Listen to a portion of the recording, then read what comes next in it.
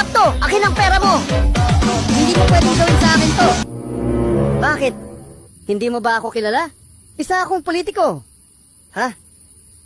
Kung ganun, akin ang pera namin!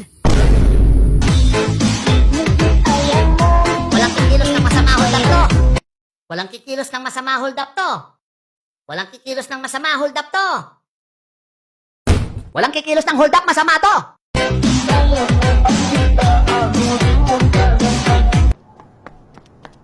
Hala ka! Anong ginawa mo?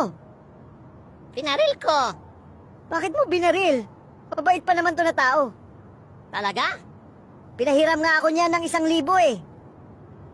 Eh, wala na. Patay na yan eh. Magbabayad pa naman ako ngayon.